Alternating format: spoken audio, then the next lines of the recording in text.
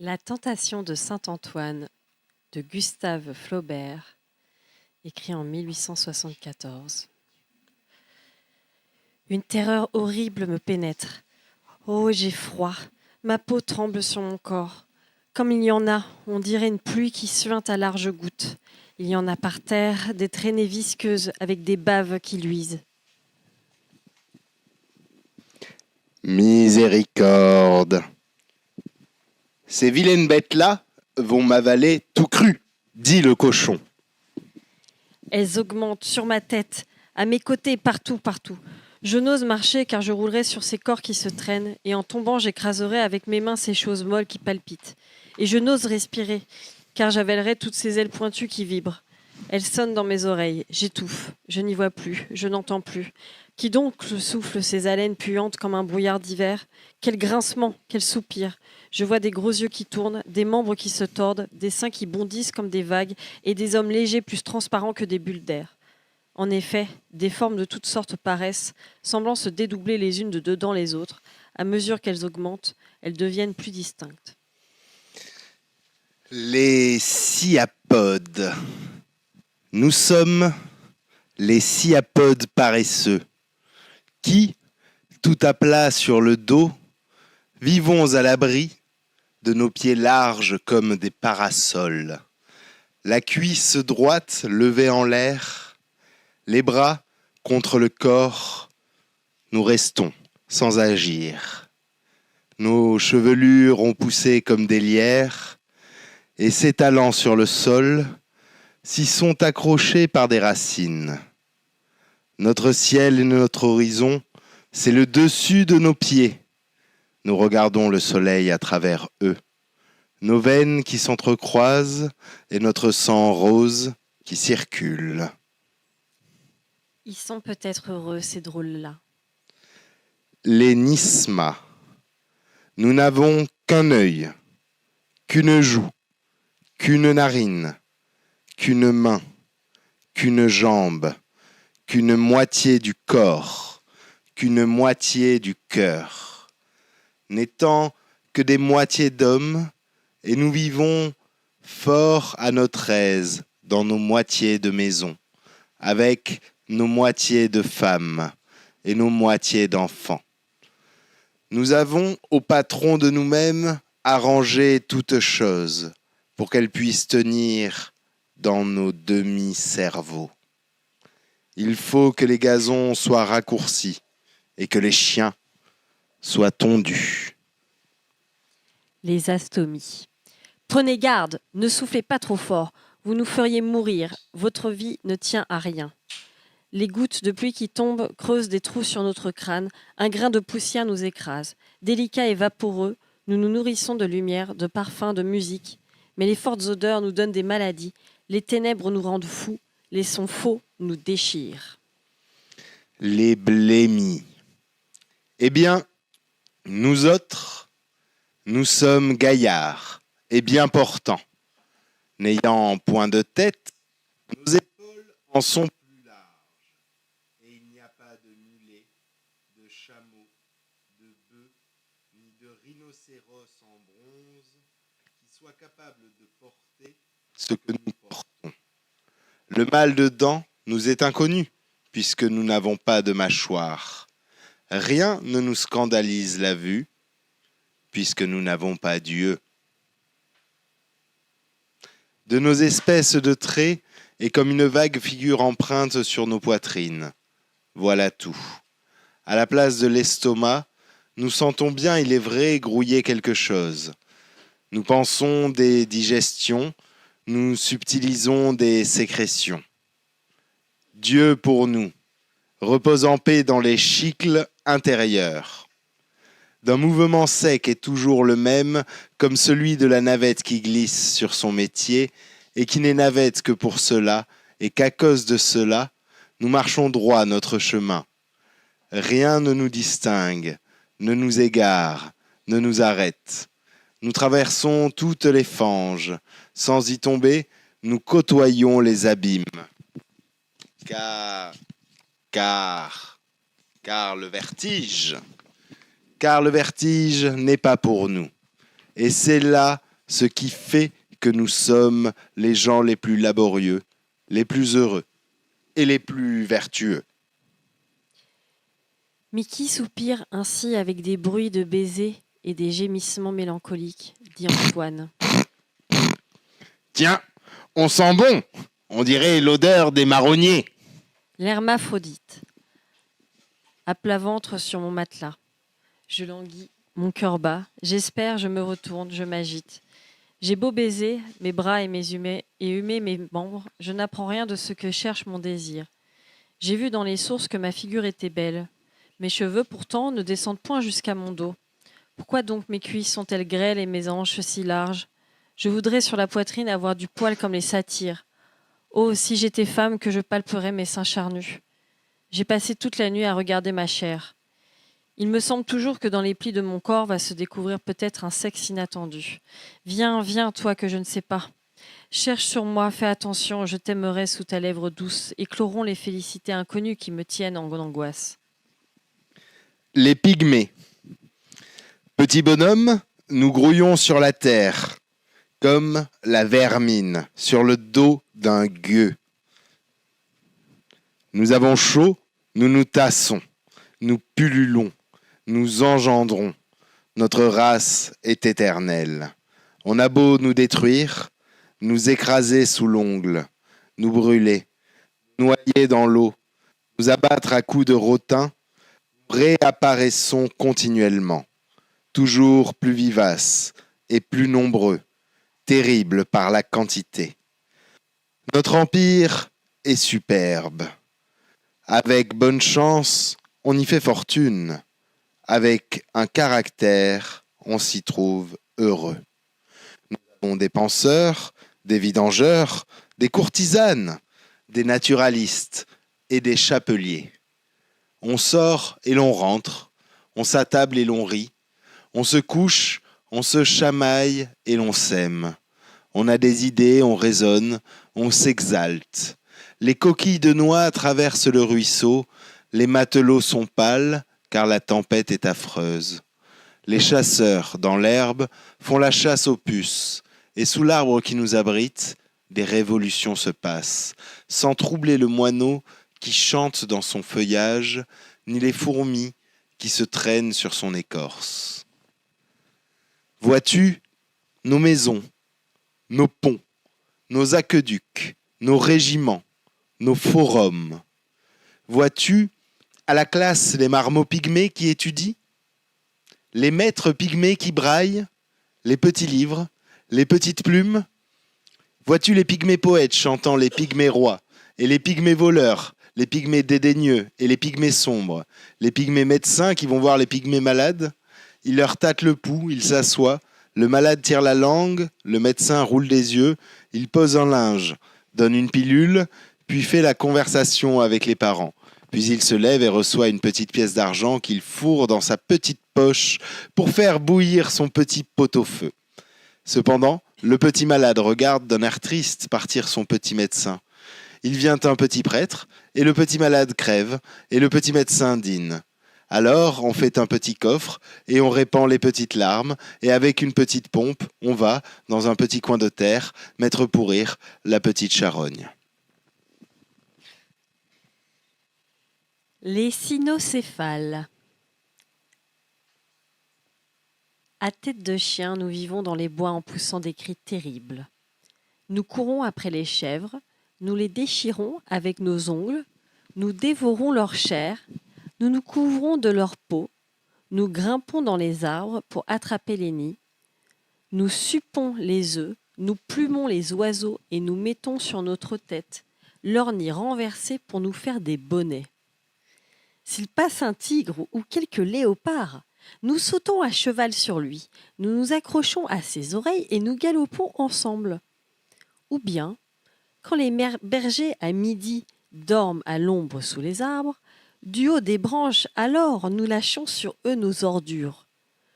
Ou les écrasons drus en leur lançant des fruits. Malheur à la Vierge qui va seule aux fontaines. Les hurleurs la saisissent et la violent avec plaisir.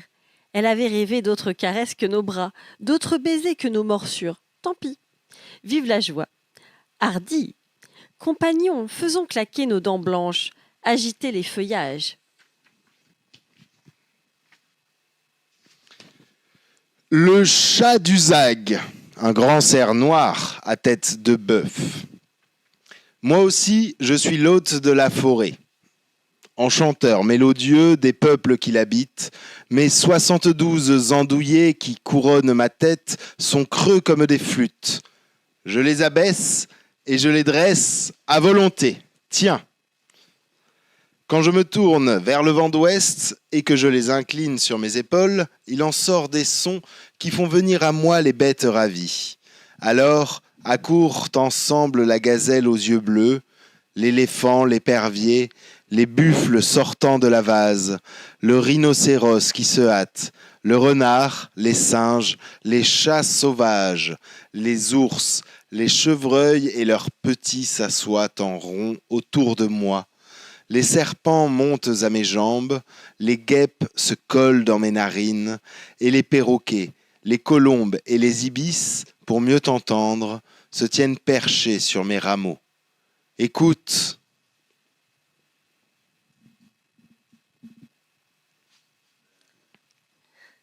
Il renverse son grand bois d'où sort aussitôt une mélodie ineffable. Antoine. Quel son ? Qu'a donc mon cœur ? Il se détache et il vibre. Est-ce que cette mélodie va l'emporter avec elle ? Mais quand je me tourne vers le vent d'Est et que j'incline devant moi mon bois touffu comme un bataillon de lances, il en part un bruit terrible et tout fuit. Les oiseaux à tire-d'aile, les bêtes féroces au grand galop, les reptiles pressant leurs anneaux. Sous le vent qui sort de moi, les arbres se courbent de terreur, les torrents s'arrêtent, le calice des lotus s'éclate en morceaux, la terre se fend, et les herbes de la savane se hérissent toutes droites, comme la chevelure d'un homme épouvanté. Écoute. Il abaisse ses rameaux d'où sort une musique épouvantable.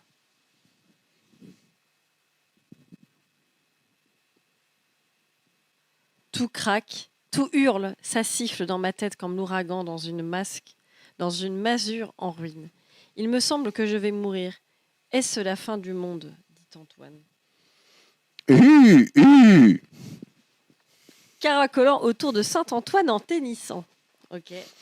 Vois comme je suis jolie. Ah bah oui. J'ai des sabots d'ivoire. Des dents d'acier.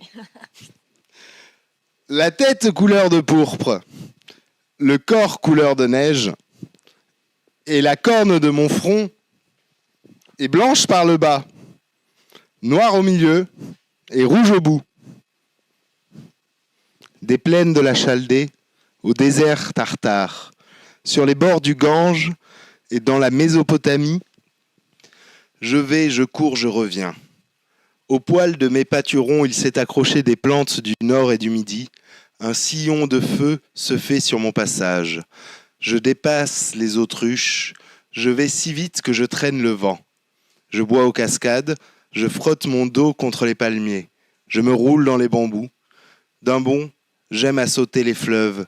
Et quand je passe par Persépolis, je m'amuse à casser avec ma corne la figure des rois qui sont sculptés dans la montagne. Ha ha! La licorne piaffe, saute, rue, hennit. Ian. Ian. Le griffon. Lion à bec d'aigle, gardi d'ailes blanches. Il a le dos noir, le cou bleu, la poitrine orange. Moi, je sais les cavernes où ils dorment, les rois oubliés. Ils sont assis sur leur trône, avec la tiare et le manteau. Une chaîne qui sort de la muraille leur tient la tête droite, et leur sceptre est sur leurs genoux. À côté d'eux, dans les auges de porphyre, les femmes qu'ils ont aimées nagent avec leurs habits dans des liquides inconnus. Dans des salles constellées d'étoiles, leurs trésors sont rangés par losanges, par tas, par pyramides. Il y a des lingots qu'on soulèverait avec des leviers, des tonnes pleines d'or, des bassins d'argent qui renferment des diamants. Je suis le gardien de ces merveilles monstrueuses. Debout, sur les collines chenues, la croupe adossée à la porte du souterrain, la griffe en l'air et vaillant jour et nuit. Sans cesse, j'épie pour les dévorer ceux qui voudraient venir. C'est un pays blanchâtre, sans verdure et sans rivière, garni de précipices, immobile et ravagé. Le cil noir s'étend sur la vallée, où les ossements des voyageurs s'égrènent en poussière. Cependant, si tu veux, Phénix, planant, arrête son vol. Il a des ailes d'or et 2 étoiles à la place des yeux. Là-haut est ma demeure. J'y monte sur un rayon de soleil. Au milieu des feux célestes, je traverse les firmaments. Je vois passer les météores, les planètes faire leur danse avec les satellites qu'elles conduisent. Je suis, sur l'azur, les sillons argentins de la Voie lactée répandue, et j'effleure de l'aile les plages lumineuses où je vais becquetant les étoiles. Quand je suis fatigué, je me couche dans la lune en courbant mon corps selon sa forme ovale. Poussée par les brises, elle me porte assoupie Poussée par les brises, elle me porte assoupie et j'achève de m'endormir à son bercement monotone. Parfois, je la serre dans mes griffes ou la prends à mon bec, et à grands coups d'aile, je la traîne par les espaces. C'est alors qu'elle court si vite, s'arrêtant sur les sommets, descendant les vallées, sautant les ruisseaux, comme une chèvre vagabonde qui broute en liberté dans sa vaste plaine bleue. Durant les calmes nuits, as-tu vu sur la mer rouler parmi les flots les paillettes d'or de ma queue qui plongeait dans l'eau ? Mais quand les jours sont accomplis, quand les astres tournent lentement sur leurs essieux usés, et que la flamme des soleils ne peut plus réchauffer mon sang appauvri, je vais dans l'Yémen prendre la myrrhe fraîche, dont je fais mon nid funèbre, que je dépose en un lieu solitaire, révélé par mes ancêtres. Alors, je ferme mes plumes et je me mets à mourir. La pluie d'équinoxe tombant sur ma cendre la mêle au parfum tiède encore. Il tressaille, il se gonfle, un ver informe paraît dans la poudre grise. Il lui vint des ailes, il lève la tête, il s'envole. C'est le phénix, fils ressuscité du Père, il entonne dans l'immensité l'hymne de la vie éternelle. Des astres nouveaux s'ouvrent au sein des cieux, un soleil plus jeune éclaire un monde plus fort, et les sphères paresseuses se remettent à tourner. Le phénix fait des cercles enflammés autour de la tête de saint Antoine. Il tombe des gouttes de feu, des étincelles jaillissent, d'autres animaux arrivent, vipères, chats huants, hiboux, serpents à triple dard, bêtes cornues, monstres ventrus. Que je suis malade, que je souffre, qu'ils me tourmentent. Ils sont tous déchaînés contre moi. Oh là là.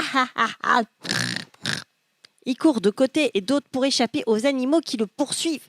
Je suis brûlé, asphyxié, étranglé. Je crève de toutes les façons. On me tire la queue, on me déchire les oreilles, on me perce le ventre, on me crache du venin dans l'œil, on me lance des cailloux, on m'abîme, on m'écorche le dos et j'ai un aspic qui me mord la verge.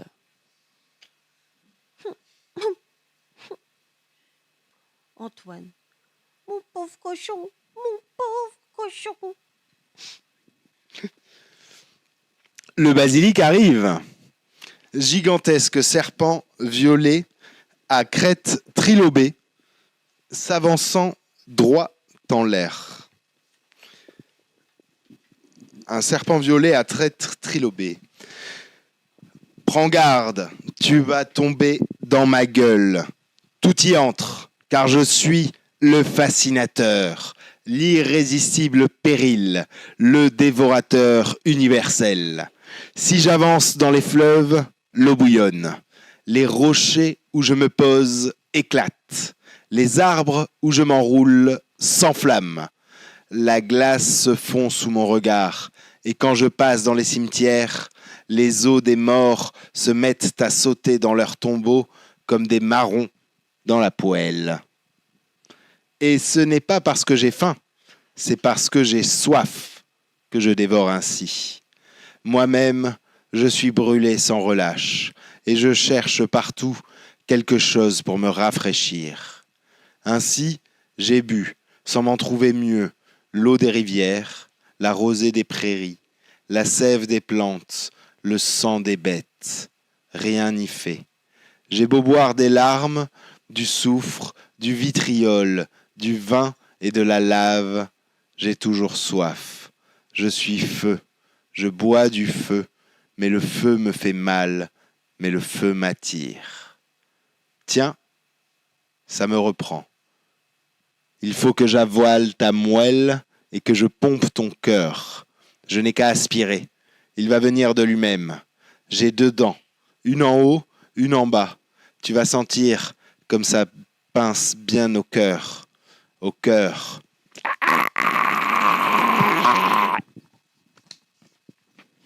Ah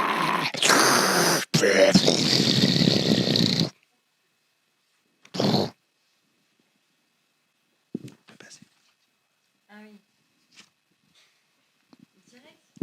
Ouais, direct. Vas-y, ouvre la gueule et fais une vaste.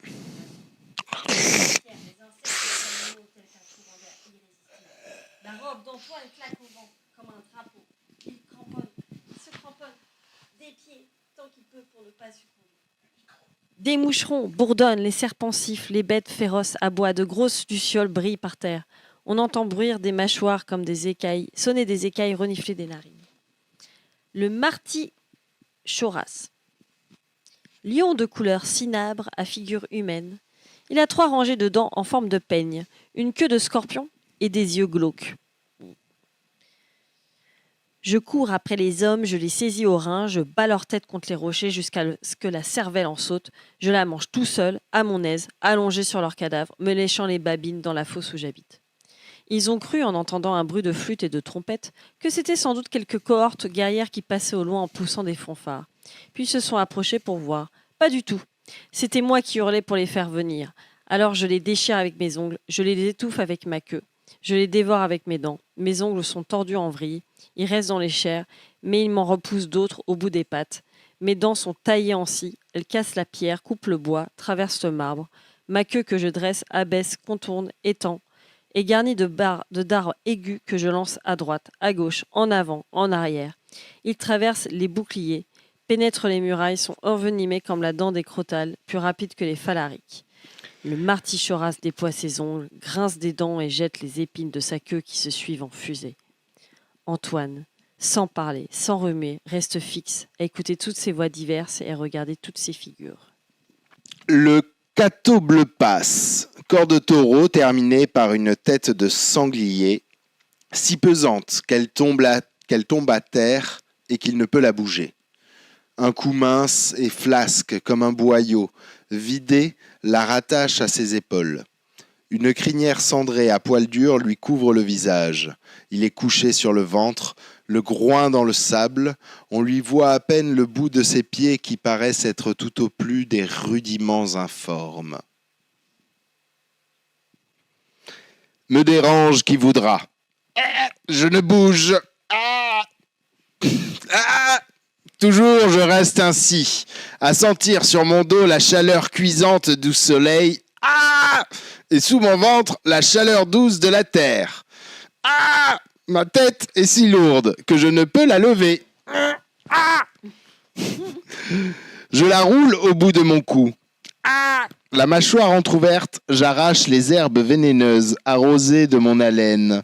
Cela fait autour de moi un demi-cercle pâle. Mais je mange si lentement qu'elles ont le temps de repousser d'un côté pendant que je suis à brouter de l'autre. Une fois pourtant, à force de me lécher les pieds, je me les suis dévorés sans m'en apercevoir. Personne n'a jamais vu mes yeux. Ou ceux qui les ont vus. Ou ceux qui les ont vus sont morts. Si je relevais mes paupières, Antoine, mes paupières grasses, et que tu aperçusses mes prunelles, ne fût-ce qu'un que l'instant d'un éclair, de suite, tu mourrais. Ah, celui-là, la voix lui manque.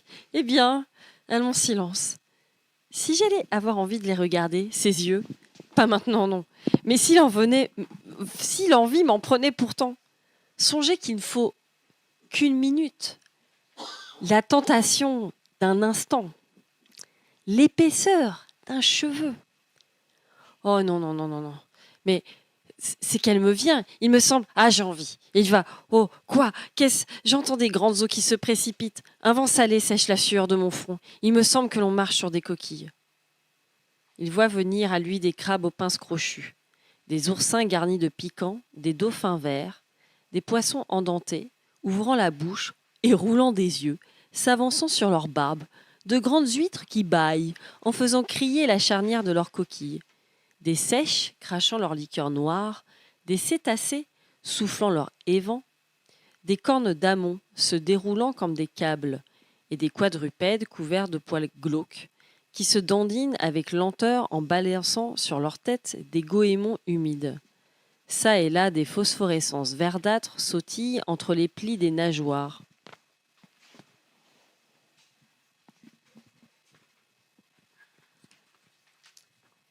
Au bout, des ouïes palpitantes sur la tête tranchante des dos, bordent comme des cercles le tour des valves rondes, pendent à la moustache des phoques, ou traînent par terre comme de grandes lignes d'émeraudes enflammées qui s'entrecroisent.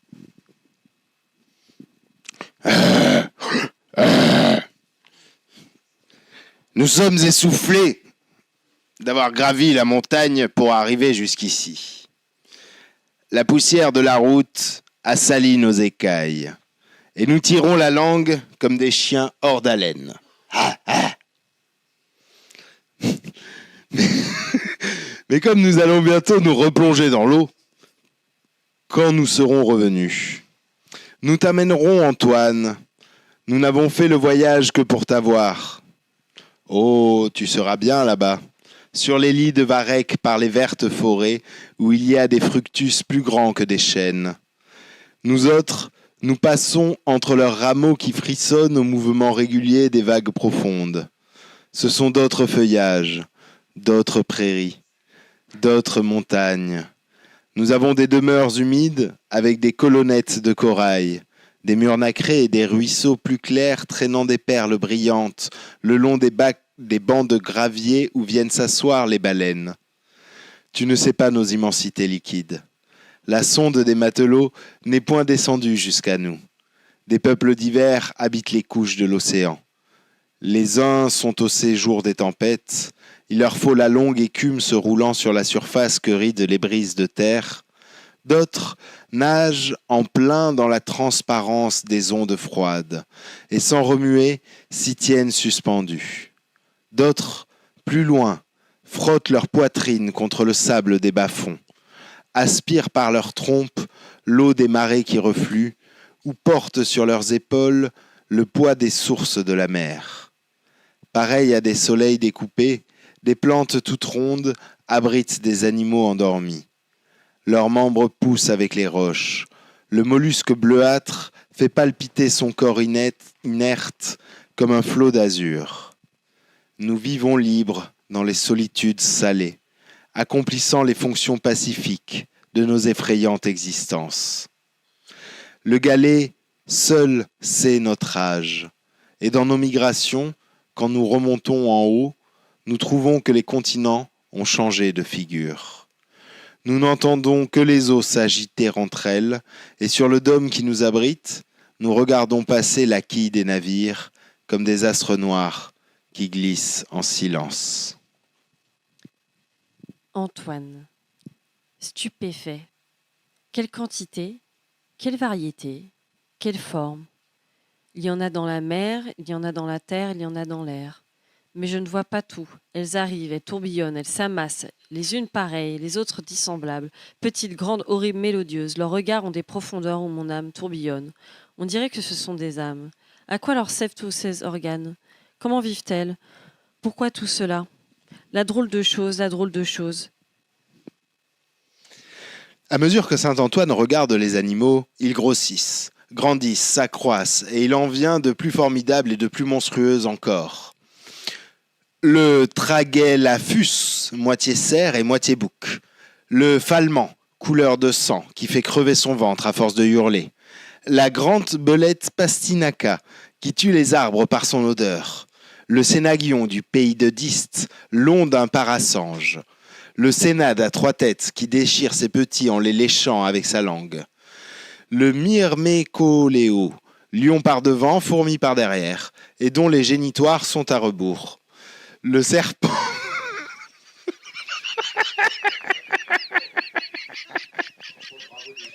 Les génitoires sont à rebours.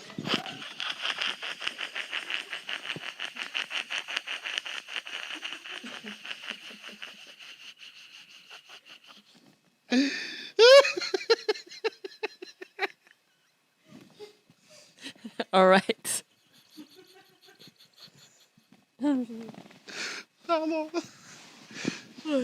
T'excuses pas. C'est incroyable. Ouais, génitoire à rebours, ouais.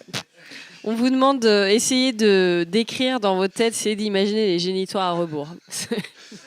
C'est la contrainte pour l'année prochaine. L'accessoire, c'est un génitoire à rebours.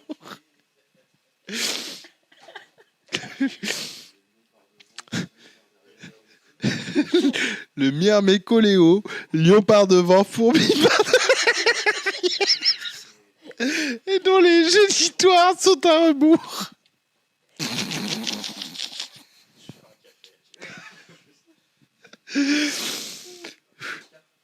Le serpent Axar de 60 coudées qui épouvanta Moïse. Qu'est-ce qu'il vient foutre là, Moïse, quand laissez-le tranquille. Le chien Cépus dont les babelles. Le chien Cépus dont les babelles distillent une couleur bleue.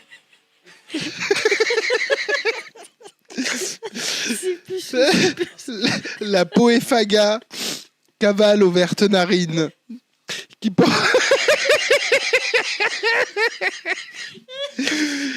qui porte une chevelure de femme à la crinière. Le Porphyrus,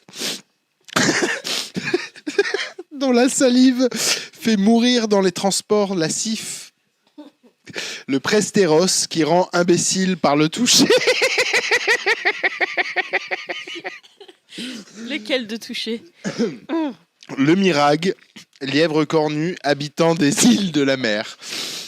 À mon avis, le Prestéros, il a été maire de Pau pendant 40 ans. Hein. C'est le monstre qui rend imbécile par le toucher.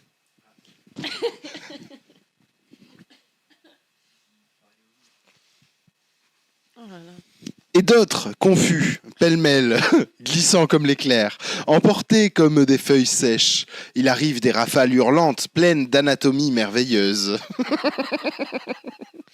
Ce sont des têtes d'alligator, portées sur des pattes de canard, des coups de cheval terminés par des vipères, des grenouilles velues comme des ours, des hiboux à tête de serpent.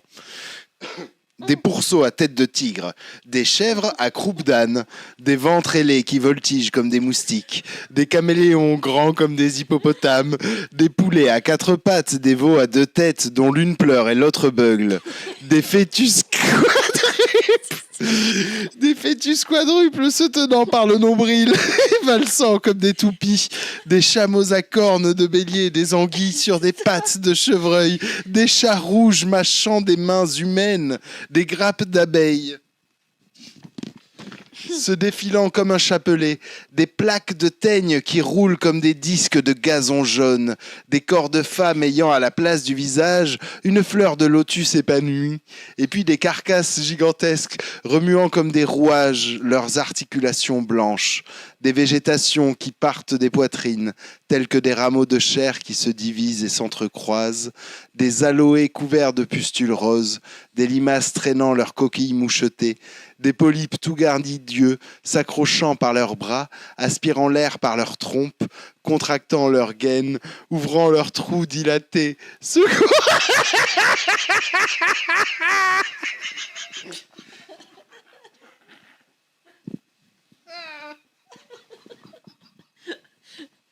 Vois-toi arriver au bout de ce C'est texte. très visuel. Donc, ouvrant leur trou dilaté, se gonflant, se développant, s'avançant.